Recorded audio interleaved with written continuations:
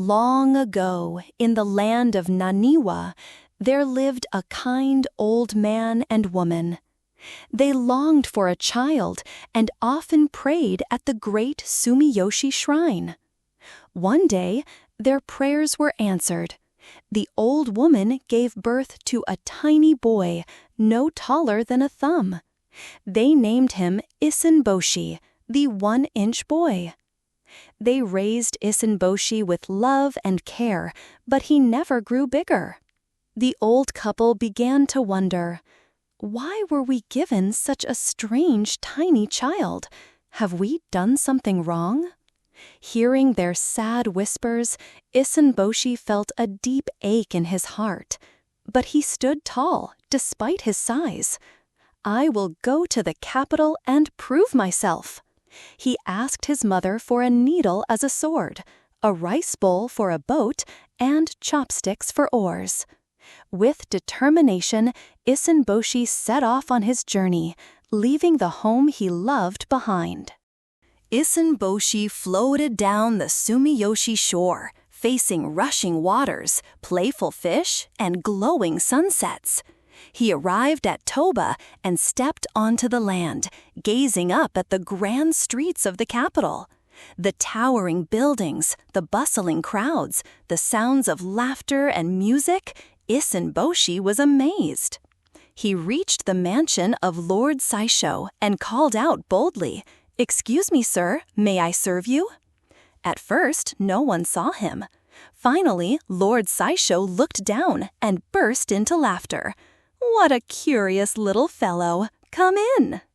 Issun Boshi was welcomed into the house, where he soon became a trusted servant and protector. Among those he guarded was the nobleman's beautiful daughter, the princess. Issun Boshi secretly admired her and dreamed of winning her heart.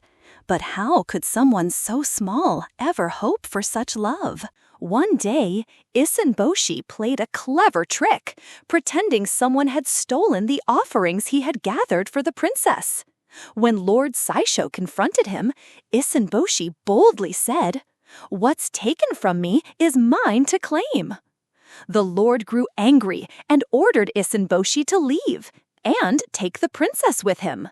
Surprised but overjoyed, Issun Boshi led the princess away, his heart racing. They journeyed far, walking for days, until they reached a strange, stormy island. The winds howled, the trees creaked, and the ground shook beneath their feet. Suddenly, 2 giant oni appeared, their eyes glowing red. "Let's swallow the little one and take the girl," they roared. One swallowed Issun Boshi whole, but inside he stabbed and poked fiercely. The oni cried out as Issun Boshi burst from its eye. Terrified, the monsters fled, dropping their treasures, including a magic mallet.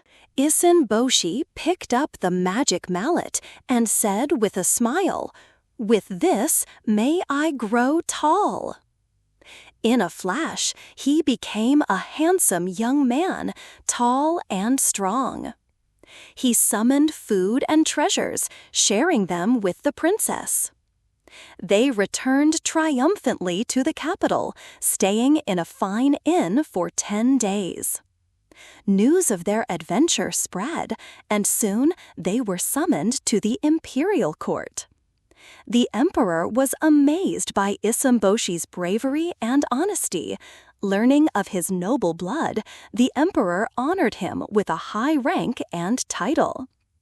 Issun Boshi called for his parents, bringing them to the capital, and cared for them with deep love and gratitude.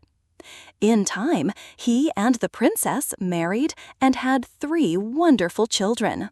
They lived in great happiness, and people would say, "No blessing is greater than the one granted by the Sumiyoshi deity."